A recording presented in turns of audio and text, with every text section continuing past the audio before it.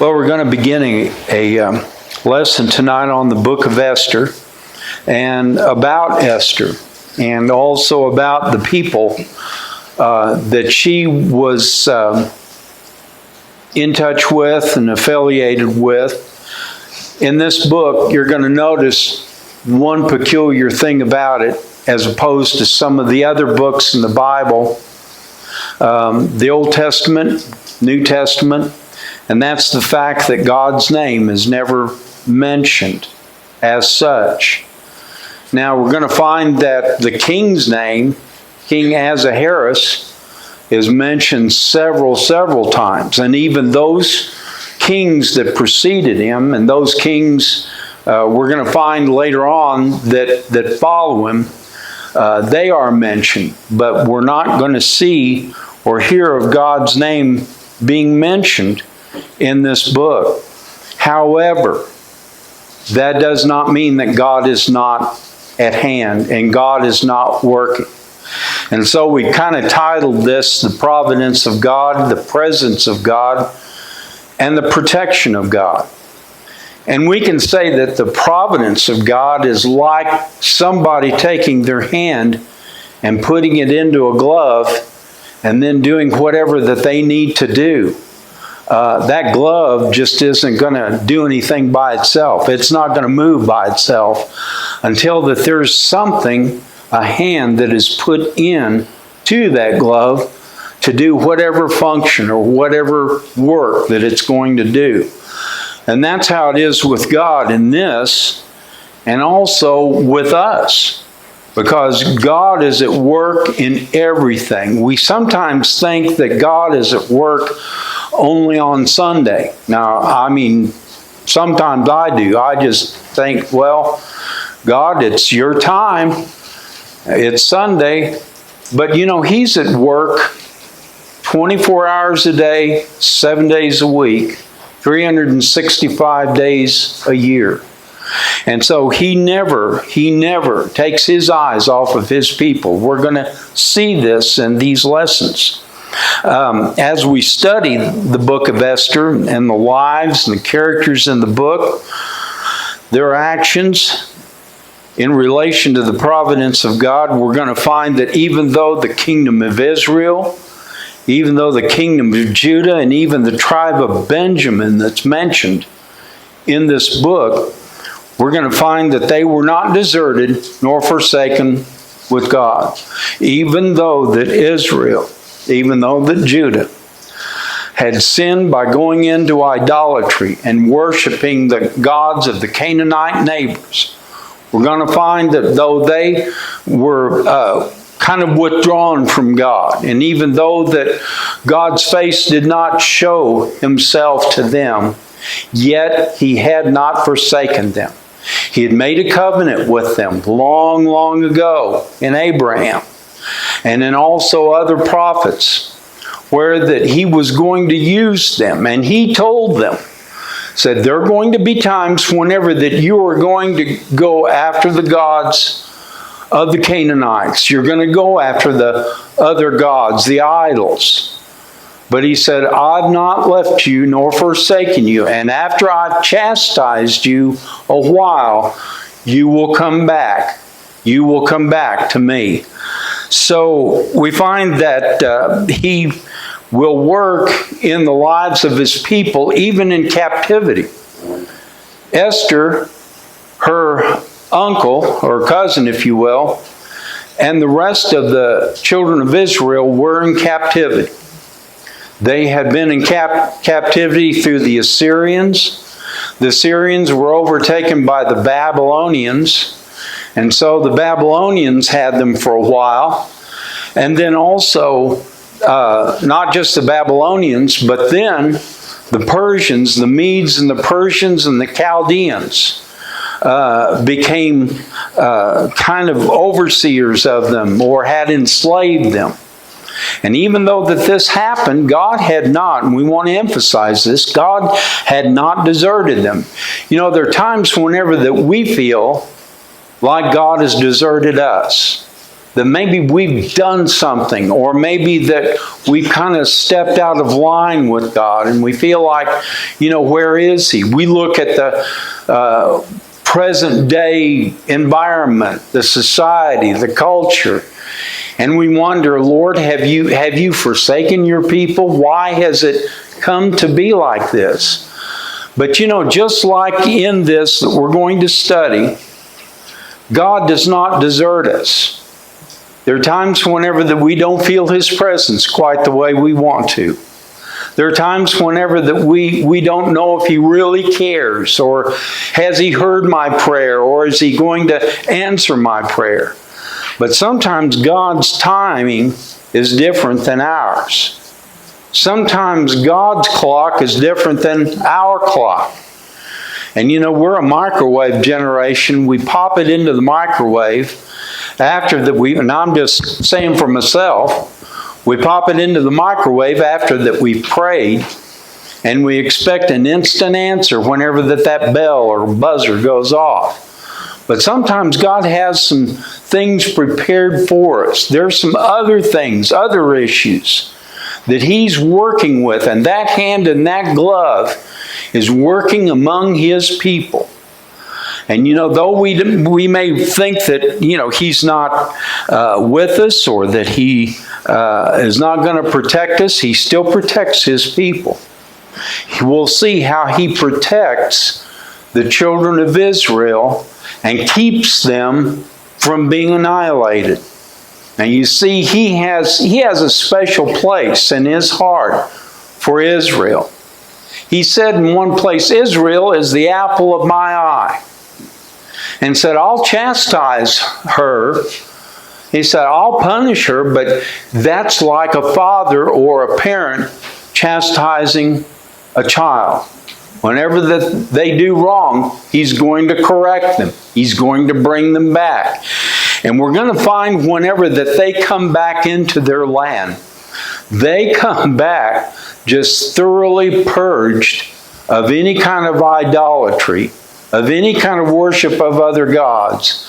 And even though that they get so far over to one side that they don't recognize at the time the Lord Jesus Christ, yet they don't go after the gods of the Romans and so on and so forth.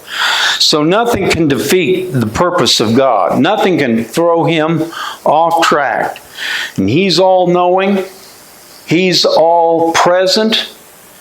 He's not just in one place like we are at one time. He's at all places at all times. And He's working all things according to His providence, His presence, and His protection. So we're going to go into the book of Esther, and we're going to see, even though that God is not spoken of, God is in the shadows. And He's working among His people. Now, we're going to look at the first 2 chapters tonight. And then after that, we might look at 3 chapters at a time. We may have to alter that. But at any rate, we're going to look at this time into the book of Esther. And if you want to turn there with me to the book of Esther, we encourage you to do so at this time. And we're going to go through pretty much an outline of that. In your handout, there's going to be a type of map. Now, I've borrowed in this presentation from 2 sources. I borrowed from J. Vernon McGee, and you're going to hear me probably quote from him a lot, and then also Dr. David Jeremiah. They've done great studies on this subject.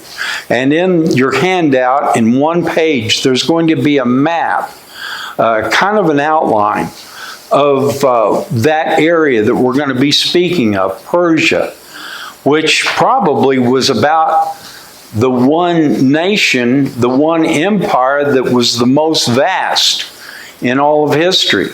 Stretched all the way from India to the east, all the way to just short of taking up part of Greece and part of Europe. Now, the purpose in Ahasuerus, and whenever we use that name, that's actually a title. Like Pharaoh is the title of the king of Egypt. And also that Julius Caesar, Caesar is the kingly title of the Roman king. Well, for Persia, their sovereigns were called Ahasuerus, but yet at the same time, they were named with a specific name, like Xerxes, and you'll see that used interchangeably. So it's not talking about two different people there.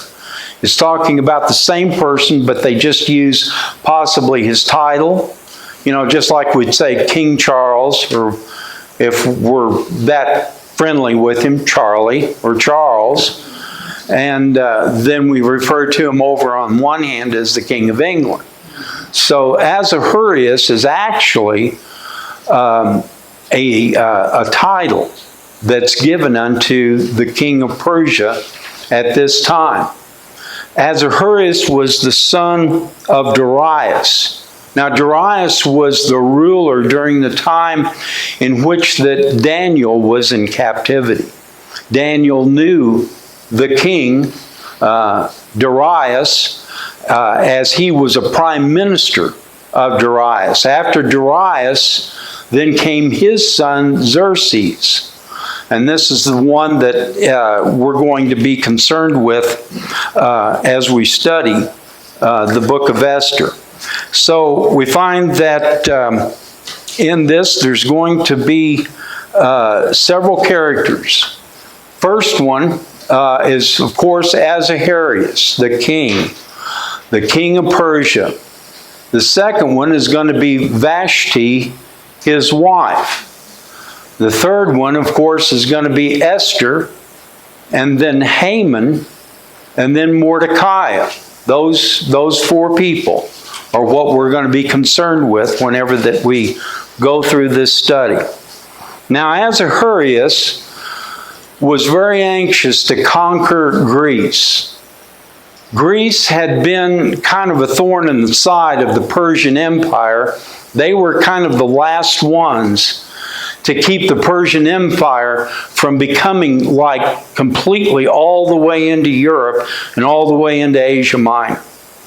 And since the days of Darius, Ahasuerus' father, there had been wars, there had been assaults upon Greece. There was a big movement at that time to try to conquer Greece.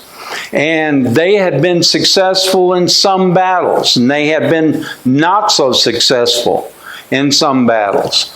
So on this one occasion, Ahasuerus, the king of Persia, was wanting to make preparation to go against Greece one more time.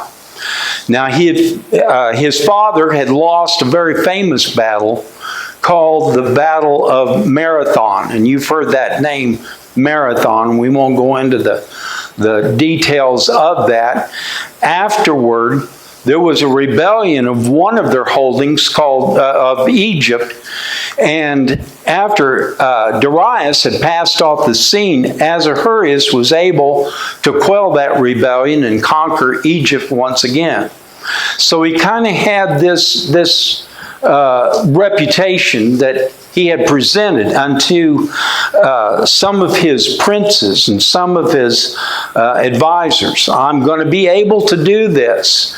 And he said, to show you that I can do this, we're going to have a big party. We're going to have a demonstration of my wealth. Now, I can not only finance part of it, but I want to get you behind me one more time as we go after Greece. And so even though that they were defeated soundly at Salamis off of the coast of Greece, yet Ahasuerus was going to go after them again. So we find that he holds a big banquet with a display of wealth and power to impress his nobles and his kingdom to get their support. So about for 180 days, he displays all of his wealth to them, all all that he has. All of the gold, all of the holdings that he had. And then after that, they had a 7-day feast, or if you will, an orgy.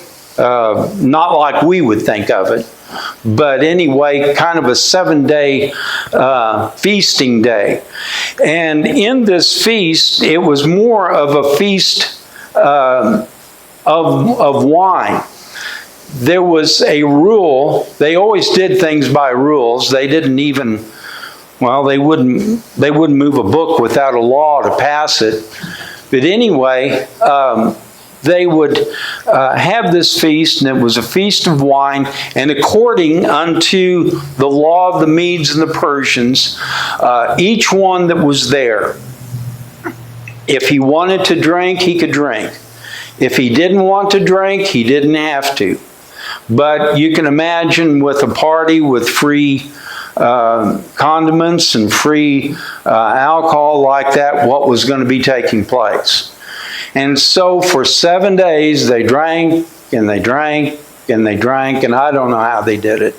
I don't know how their livers did it. But anyway, they drank continually, probably, until one day, as you heard, got it into his mind. He said, I'm going to show them the beauty of my queen Vashti. I'm going to bring her out here, and we're going to, not only am I a wealthy monarch, not only am I a conquering king, but I've got a bride here that, man, I'm really proud of her. And she is so beautiful. And you've got to see her. You got to see her to believe it. And so his chamberlains, the 7 chamberlains, called for Vashti to come into where that they were feasting and drinking. And most of them were princes. Most of them were men that had great titles, had great wealth. Well, at the same time, Vashti was having a big bash, a banquet for the ladies or for the women of the empire. And so there were these 2 parties that were going on simultaneously. So they called for Vashti to come. And usually listening to, the king had absolute sway. What he said went. His word was law. And so he was expecting Vashti to come. Vashti wouldn't come. So there's a problem. What are we going to do about Vashti being disobedient unto the king? And I mean, this was causing quite a stir among the princes. It says in the 14th chapter, 14th verse of the first chapter, it names all of the princes, or if you will, the Persian princes. And I won't try to name them off because I know that I'll probably mispronounce many of them. But they said they saw the king's face, which sat the first in the kingdom. They saw the expression on his face, and they knew that somebody was in big trouble. Someone is really going to pay the price, and I don't want to be the one to have to break this news to him. And so what are we going to do about Vashti that has disobeyed the king? So one of them, by the name of Memucan, answered before the king and the princes, Vashti hath not done wrong to the king only, he said, but when all the other ladies get word of what Vashti has done, we're going to be in trouble. And how are we going to go up against Greeks that they're just itching for a fight? That's what Spartans train for, just continually. And how are we going to get people to follow us into battle and obey us if our... No, I'm just telling you what they said. If this deed of the queen come abroad unto all women, so that they will despise their husbands in their eyes when it shall be reported, what are we going to do about this? That's in the 17th verse. And the king commanded Vashti one more time to be brought in before him. Okay. She's not coming in, king, said one of the chamberlains. Maybe she doesn't understand. I want her in here now. You go get her and tell her she needs to come right now. And I'm just going to say this, that probably the more he commanded, the more she dug her heels in. I'm not going in there. And you know, for what he was using her for, I can't say as I blame her. Because in that day and in that time, she was to be respected as the queen. She was kind of co-equal with him. But I guess, for lack of a better word, he was going to show her off as a trophy wife. We'll just put it that way. Okay. And says that if this keeps happening, the 18th verse, if this keeps happening, there's going to arise too much contempt and too much wrath. And how in the world are we going to fight the Greeks? So if it please the king, let there go a royal commandment from him, and let it be written among the laws, 19th verse, that it shall not be altered. Now, it's interesting when they pass a law, it's usually for something in general. But here it's for something specific. You know, a specific thing. Okay, we're going to make a law. Here's the law. That Vashti come no more before the king, and let the king give her royal estate unto another that is better than she. And when the king's decree, which he shall make, shall be published through all the empire, for it is great. Now this was part of the law. All the wives shall give to their husbands honor, both to great and to small, whether that it was deserved or not deserved. They're going to obey no matter what. You know, we got to get this thing under control. If we don't get this quelled, we're going to be in big trouble, because the Greeks will hear about it and they'll think that, to use everyday language, they'll think we're a bunch of wimps over here in Persia. So he sent letters. Now, you have to understand there was about, let's see, can't remember the number of provinces, but it was huge, going from one end to India to the other. Something like 200 provinces. And in these 200 provinces, all of them had different languages. So they had to have scribes who inscribed and wrote down these rules, this particular one. And they had almost the equivalent of what we would call the Pony Express. They were men that would run with the message, or whatever means was necessary to go to each one of these provinces and to let them know, hey, the king is upset. He's mad about his wife. You wives over here in the province, I'm just telling you what they say here, but you wives in these provinces, you listen to your husbands from now on, or there's going to be big, big trouble.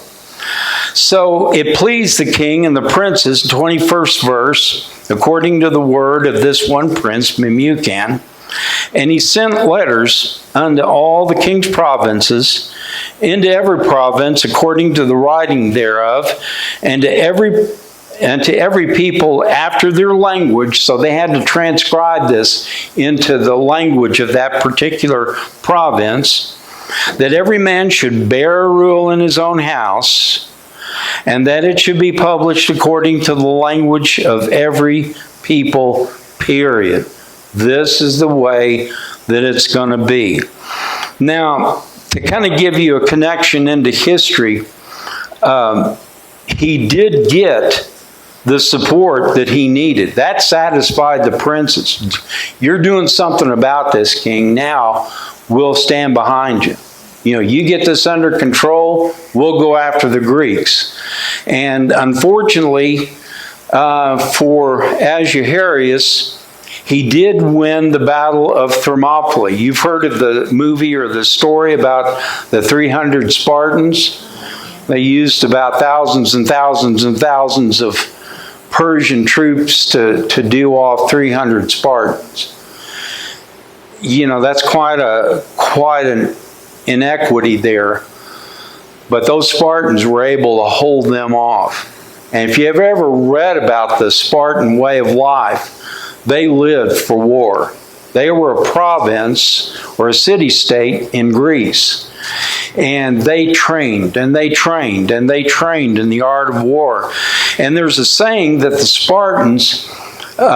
Spartan men would almost welcome a war because it was kind of a break away from such rigorous training. So their king, Leonidas, was able to get that amount to finally stand off all those Persian troops. And finally, the Spartans were defeated. He won that one. He was able to invade Athens and capture Athens. But then surprisingly, by sea, when he was going to try to invade Crete and the rest of Greece by sea, they tell us that he sat upon a hill kind of watching all of his flotilla, his fleet, out there in the Adriatic. And they were coming up against the Greek fleet, and the Greek fleet just sunk every one of the Persian ships. So here is Ahasuerus. He comes back from this thoroughly defeated. They're not exactly happy with him back in Shushan, the palace. The princes are not happy with him over what had happened. And above all else, he's lost his queen, and now he's just kind of at loose ends. So going into the second chapter, this is where that the hand of God brings all of this about. And tonight, God works even through history and even through things like this to bring about His will. It's kind of interesting. Sometimes we think God just works only in the faith end of it, but He works even through history. You'd be surprised. Some of the things that have happened in history have been God manipulating that evil ruler to do something that was actually according to God's will. And that was the case with Ahasuerus. And Ahasuerus worshiped Marduk, the god of the Babylonians. He had no idea about the Lord God Jehovah, except, the few Jews that were there in captivity with him. So it says that after, in chapter 2, and starting with verse 1, after these things, when the wrath of the king was appeased, when he finally calmed down, it says he remembered Vashti and what he had done and what was decreed against her. Now, I got a feeling that he probably regretted that he divorced her and just sent her on her way. We don't know what happened to her, but we do know that she lost her status as a queen. And by this time, after having been defeated by the Greeks, after having lost all of his support for that particular war, he probably regretted the fact that, he had sent Vashti away. So the servants, in order to appease him, said in the second verse, "Let there be fair young virgins sought for the king, and let the king appoint officers in all the provinces of his kingdom, that they may gather together all the fair young virgins unto Shushan the palace, to the house of the women, under the custody of Haggai, the king's chamberlain, keeper of the women." They had men that were eunuchs that kept, if you will, the harem of a king. Kings by the number that they had in their harem, that gave them status. That gave them kind of a demonstration of power. Not only their wealth, but however many wives that they happened to have. And so anyway, they called for all of these young ladies that were probably very beautiful, very fair to look upon. They gave them things for their preparation of going in before the king. And we move on a little bit down in verse 5. We've met not only Ahasuerus, we've met Vashti, who's now gone, but now we meet another individual by the name of Mordecai, who is a Jew who is in a high office or high state. And he is of the background of the tribe of Benjamin. Now I'm going to kind of jump ahead here a little bit. His rival is going to be a man by the name of Haman. Haman is going to come to hate him and hate the Jews so much that he seeks not for the good of the kingdom, but he seeks for his own revenge to bring about the destruction of the Jews. This isn't the first time for anti-Semitism. It's a good example of hatred for a group that gets out of hand. Hatred for a group like the Jews. And if you read over into Genesis chapter 12, and I think it's verse 3, somewhere in that neighborhood, God made a covenant with Abraham whenever that he called him out of Ur of the Chaldees. And he said these words to them. And you know, I remember my mother telling me that the Jews are God's beloved. They are the apple of his eye. And they are the means through which the Christ came into the world. And this verse of Scripture in Genesis says to Abraham, I will bless them that bless thee, Abraham, and I will curse them that curse thee.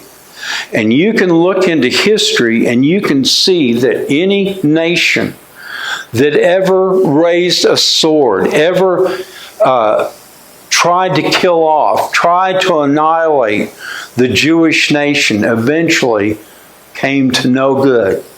In fact, there's no Persian Empire anymore. There's no Empire of Babylon anymore. There is no Nazi Germany anymore. Now, there may be people around that still kind of carry that same thought that they hate the Jews, but you know, I've got gospel news for them. It won't come to any good. And I know that they've not come to the place to where that they acknowledge the Lord Jesus Christ. But that still does not negate that covenant that God made with Abraham. And he has protected his people, and I believe he'll continue to protect his people on down through the ages. So we find that there is this man by the name of Mordecai. He is a Jew. He's of the tribe of Benjamin. He had been carried away during the time that Babylon had defeated King Jeconiah, the king of Judah. Nebuchadnezzar was the king at that time. Now we find that he had a cousin. Now, your Bible and some things that you may read may refer to as being a niece, that she was a niece, but in actuality, she was a cousin. It was his uncle's daughter. Her name was Hadassah, and Hadassah means myrtle. But the Persians renamed some of the Jews, and her name was Esther. That's where the title of this book comes from. And Esther means star, or a bright star, if you will. She was very fair to look upon. And it said whenever that her father and mother were dead, he took her for his own daughter. That is, he raised her as though that she was his own.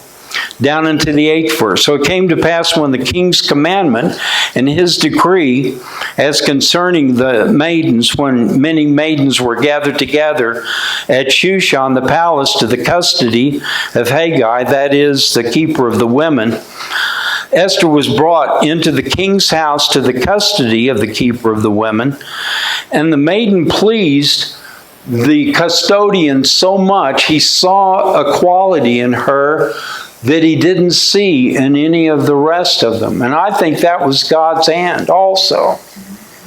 Because no doubt there were many of them, of the Persian women, that were very fair to look upon also.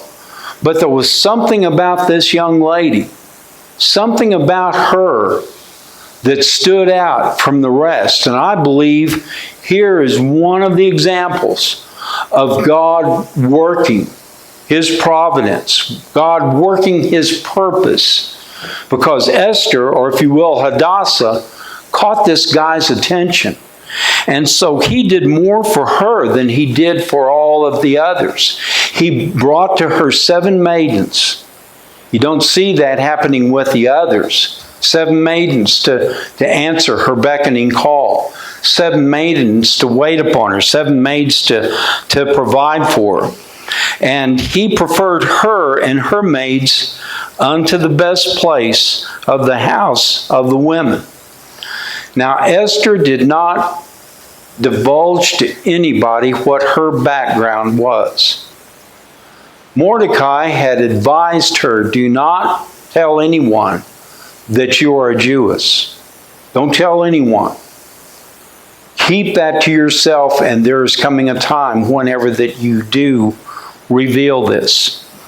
And you know what? While that she was kept in ward, if you will, to be presented before the king, Mordecai would go down and he would check on her. By this time, he was made a judge by the king. So he sat in a high place of prestige and of government. Judges in that day and in that time sat in the gates of the cities. Or the gates of the gathering, and they would hear cases, and they would make decisions, kind of like our judicial system today.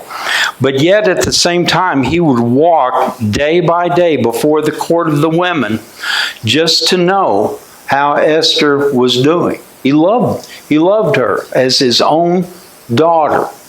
And I think God put a love in his heart for her, to watch over her, to make sure that she was being provided for, that she was being cared for. And I see once more God's hand in all of this, because he kept not just close tabs on her, but he was seeing as to her needs also, since he was in a high place of government. And look in the 12th verse where that it says, when every maid's turn was to come to go into King Ahasuerus. It was kind of like, and once again, I don't know how else to describe it, but it was kind of like a beauty contest. Here is this young lady. She's from this province. She is this. She knows how to play the guitar. She knows how to play the piano. She can recite poetry. She's working on a degree in medicine, and so on and so forth. And you've seen the beauty contest where that more than just the looks and the beauty, it's about what the person is character-wise. And I know sometimes we joke about when they ask them what their greatest desire is in a beauty contest, they say world peace. But actually, you'll be surprised that's almost kind of like a running joke. I've heard them say other things. You know, that they want to dedicate themselves to do this.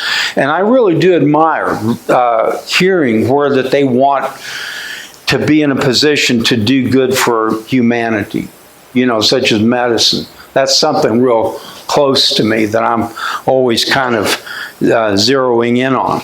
But nevertheless, that they were looking for all of these qualities. Esther, to this chamberlain, stood out just, you know, head and shoulders above the others. So after it had been about 12 months, according to the manner of women, For so were the days of their purification accomplished, to wit, 6 months with oil, myrrh, 6 months with sweet odors, and other things for the purifying of the women. Then thus came every maiden unto the king, whatsoever he desired was given to her, to go with her out of the house of the women into the king's house. And so that evening, it says, she went, and on the morrow she returned into the second house of the women. It was kind of like, we've got you over here on stage, about to go on stage. You go on stage, you go over here to this area now. So there was another chamberlain by the name of Shashgaz that kept, it says the concubines, but it is more referring to these ladies that were being viewed before the king. Now, 15th verse. Now, when the turn of Esther, the daughter of Abihail, uncle of Mordecai, who had taken her for his daughter, was come in unto the king, she required nothing. She required not one thing. She didn't ask for anything. I think there was something about her that didn't require anything else but just herself. And you know, that's how that God wants us. Nothing more than just us. We might think today that we don't have abilities, we don't have talent, we don't have this, we don't have that. But you know, God has put us, like Esther, in the place where that we're at, in this century, in this time, in this church, with the abilities that He is satisfied with. It's just a matter of using those abilities and using those gifts. And I know someone will say today, well, I wish that I could sing, or I wish that I could do this. I wish that I could play the piano better than what I do. But there are people that have a talent that they can play anything on the piano. And that's their talent. That's their gift. Someone will say, well, I wish I had an ability for the Bible. Well, you can have an ability for the Bible because you've got a love for the Lord. And you've got a love for His Word and His cause. You know, just go after it is all that you need to do. And to be able to give, you might say, well, I wish that I could preach. And, you know, I don't know what to say to that. But I tell you, you've got a testimony. You've got a witness. You've got an ability. And you might say today, well, I don't have very much of one. You know, some of the most effective testimonies have been people who've stood and who've said, I thank God He saved my soul. Amen. And it will have such an effect upon people, unlike anything that you can imagine. And that's all that God requires. He gave the experience unto Paul, but that doesn't mean every one of us have to have a Damascus Road experience. You know, I think, you know, I'll give you something that I think about that. I think God gave that to Paul so that he would be able to stand before the Caesar and tell him the reason why that he was there and what happened to him. And it would get his attention. And so what God gives you in the way of experience of salvation, at some point, sometime, if you put it into the hands of the Lord, He will use it to touch somebody's heart, somebody's life. And that's how it was with Hadassah, or if you will, with Esther, that she just went in without anything else but just herself. It was just her that went in before the king. And so it says that when the turn, in the 15th verse, when the turn of Esther, the daughter of Abihail, the uncle of Mordecai, who had taken her for his daughter, was come in unto the king, she required nothing but what Hegai, the king's chamberlain, the keeper of the women, had appointed. And Esther obtained favor in the sight of them all that looked upon her. not just her beauty, but I think there was something about her bearing, something about her that drew attention unto her. And have you ever met one of those types of people? Or maybe you are one of those types of people. I would say that there's something about you or something about them that just captures your attention when you talk to them.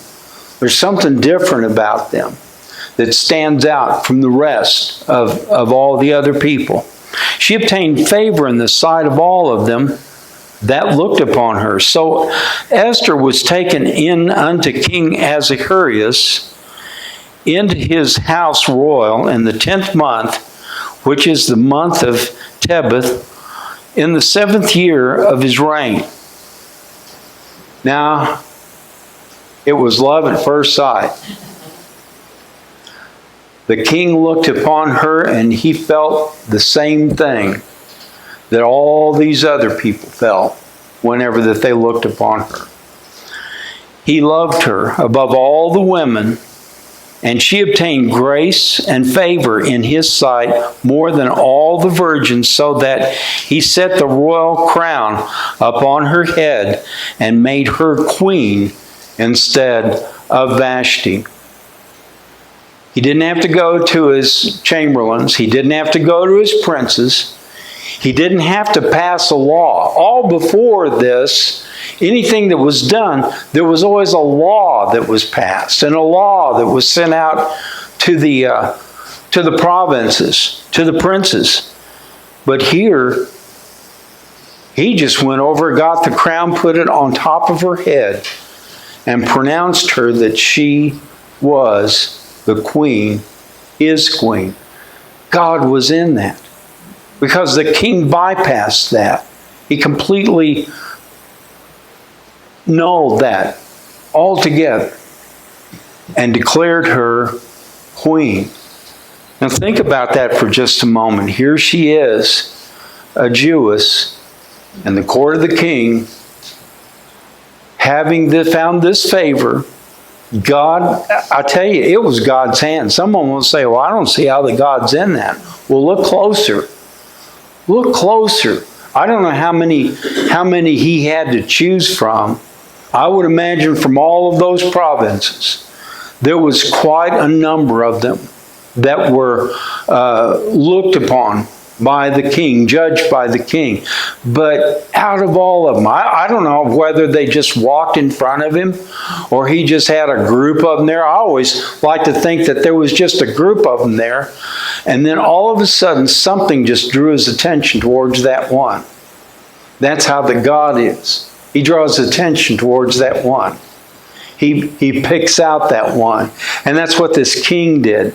Something moved on his heart to where I don't need the prince's approval. I don't need the prime minister's approval. I don't need this one's approval. She's the one. She will be the queen.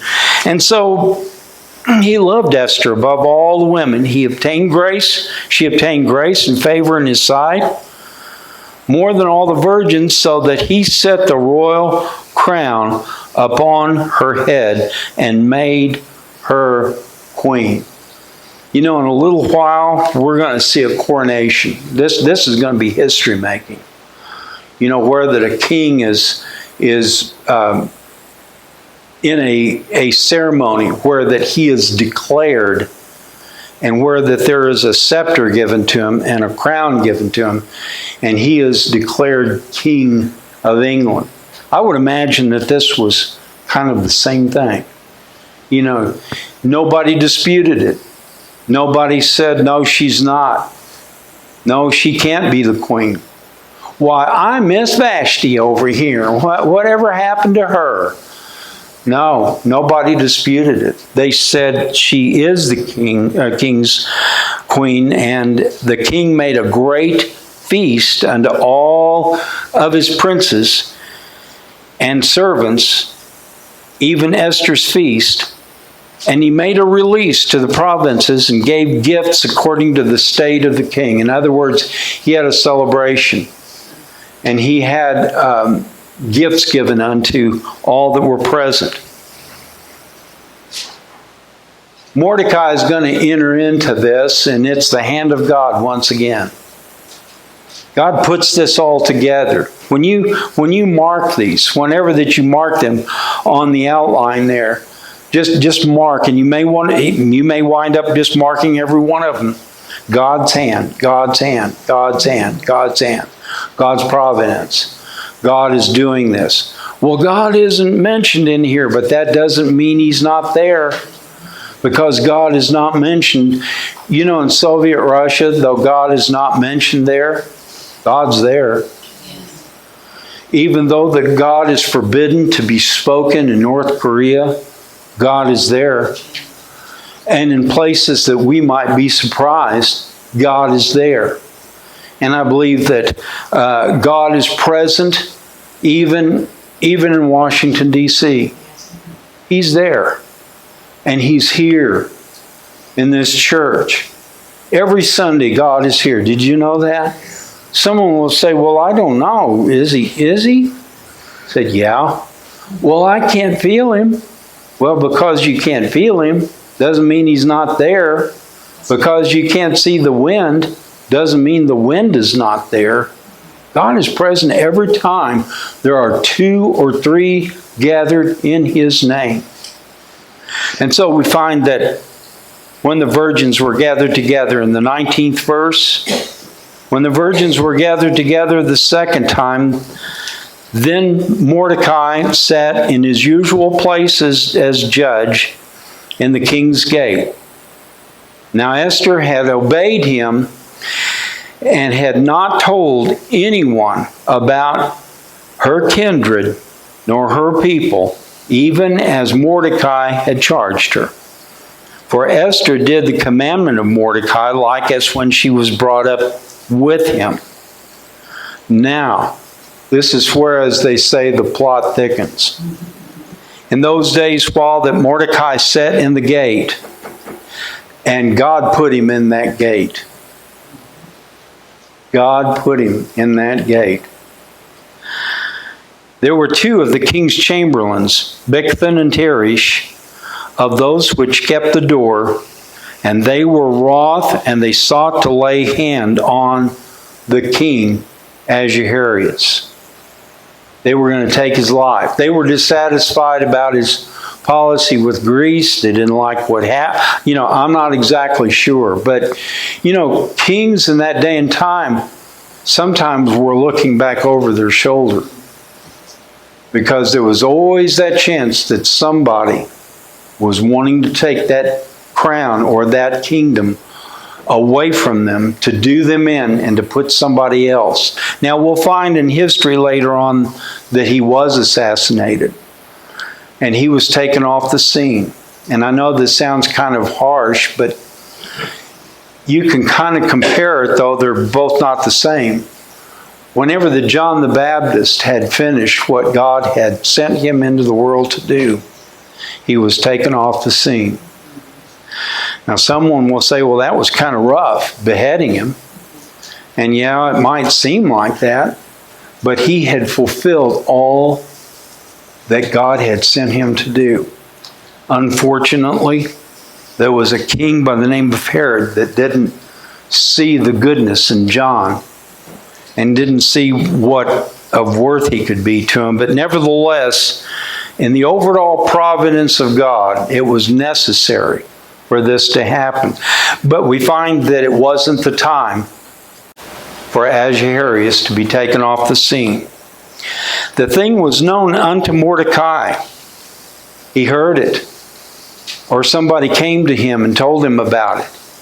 And told him that there was a conspiracy and an assassination that was about to take place. And as he found out about it, he had an ear in the palace. You see how God has just kind of put this all together? I know some people will say, well, you make it sound like it's a big chessboard or a checkerboard or whatever. And in a sense it is, because the devil makes the move, but God counters the move. God allows this move over here, but it's so that he can get an inroad over here. And I don't understand sometimes God's ways. Why that He allows some things to happen? Why that He doesn't cause things to happen? But I figure He's the chess master, or He's the checker master, and He knows what's going on. And the end result is to fulfill His purpose, is to fulfill what He has set forth to do that will give Him honor and glory. And so Mordecai had an ear in the palace. And he goes to Esther and he tells her about what is taking place. These two chamberlains, I don't know if they were close to the king or if they were just one among many that was there in the kingdom. But Mordecai went to Esther with this news and said, Ahasuerus' life at this point is in danger. These two men are going to take his life. We don't know what will happen to the kingdom as of yet, as of now. We don't know who's behind it. But this has got to be stopped. And if you can go into the king and bring this news to him and tell him to beware, or tell him to investigate it, it might be that it saves his life, but also is for the good of the kingdom and ultimately for the good of God's purpose. So it was told unto Esther, the 22nd verse, it was told unto Esther, the queen. Notice she's the queen now. She doesn't have to wait so many days to see the king at this point. She's got access to him directly. Esther certified the king thereof in Mordecai's name. In other words, told him what was going on.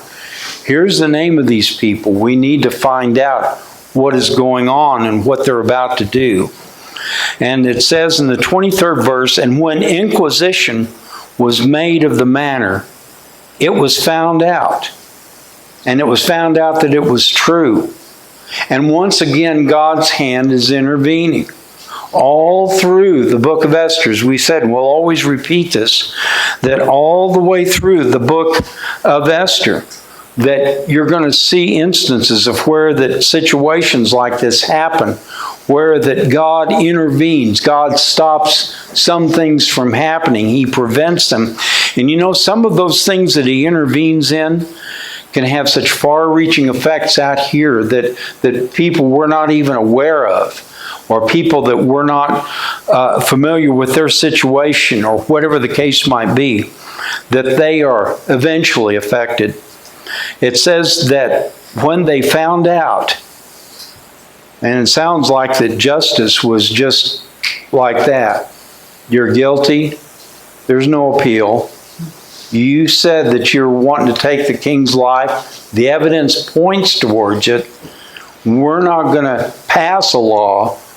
We are going to enact a law that if anybody raises his hand against the king, we deal with it.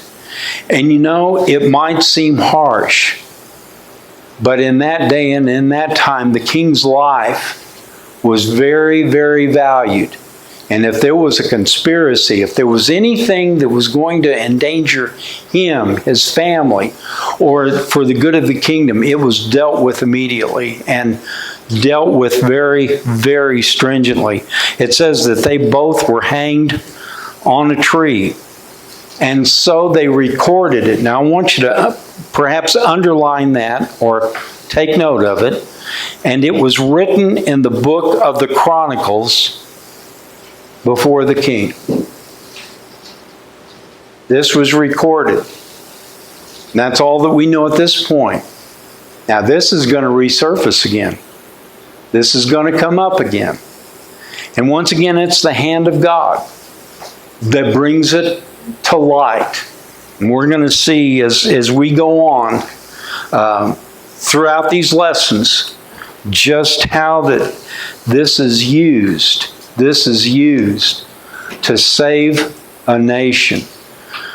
One single person can actually save a nation. One prayer can make all the difference in the world. We might say that our prayers don't avail much or don't avail anything. But a prayer can make a difference.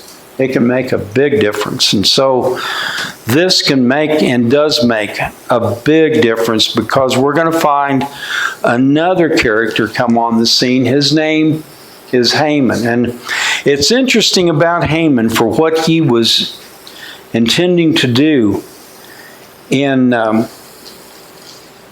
trying to destroy the Jews at that time. Because there's a celebration of this among the Jewish people called the Feast of Purim. And they read this account, and they read about Haman. And this may sound rather gross, but even among them to this day, when Haman's name is spoken, they spit. I imagine they do the same thing with Adolf Hitler, but at any rate, I've enjoyed this tonight. If there's any comments or any questions on this, I've just kind of skimmed over the surface. There were several years between chapter 1 and chapter 2, right? Right, yeah, approximately about five years. So he didn't just take another queen. No. There, like we pointed out, the battles that took place, those took place kind of in between Vashti and whenever that he took Esther as queen. And that's why that it'll record in there about his despondency. You know, he's lost major battles, lost his support. He looks bad to his kingdom, and he misses his queen. And so to cheer him up, he said, maybe you need to take a queen. So enter Esther onto the scene. But it was approximately 5 years, roughly about 5 years. Anyone else? I do have a comment. On chapter 1, number 6 at the bottom of the Has God used a confusing or upsetting situation in your life to bring some forgiveness? I think that's something we all need to think about. Exactly. Already. Exactly. And when you go into the edict that was made, I mean, when Mordecai heard it, what they were going to do to the nation, the Jewish nation, I'm kind of jumping ahead, it affected not only him, but it affected all of them, all the nation, because their existence was at stake. Anyone else? That was very, very interesting to me. Yeah. And when you read into the kind of the background for all this, I'm still convinced no matter what it is, God is involved in everything, in every part of our lives. No matter how intricate, small, or whatever that it is, no matter whether it's global, what's going on over in Europe right now, God's in control. I don't understand it, but God's in control, and there's going to be something to His glory that'll come out of it. Where is Persia today? Persia is Iran. Interesting. Iran is still battling for control in that area. And they hate the Jews. They still hate the Jews.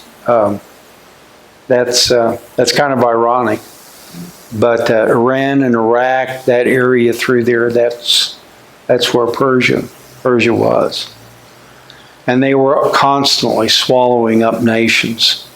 They were constantly trying to, as we preached, the one thing that every one of those sovereigns wanted was the title that's reserved only for one. That's King of Kings and Lord of Lords. And no sovereign, back then or to come, will have that title except the one that deserves it, and that's the Lord Jesus Christ. And anyone else? thank you for your attention. We'll look at the 3rd and the 4th and the 5th chapters. We may have to alter those a little bit. So at any rate, I hope you'll read ahead. I'm not going to go over questions or anything like that. I'm not going to pull the thing like you're going to have a pop quiz next week and it'll go on your permanent on your permanent record. It hasn't been that long ago for me. I just cringed. But at any rate, we'll go over those even next week, and we'll look at the questions. Go ahead and read ahead. And the questions that follow, look at the map. There's some other information on there. I was thinking there was something else I was going to say, but I can't remember now. But anyway, I've enjoyed this, and I hope you've gotten something out of it. And tell others about this, and invite them to come. And we sometimes forget whenever that we look at our culture, our society, that God's still in charge. And there's that verse of Scripture that always says all things work together for good to them who love God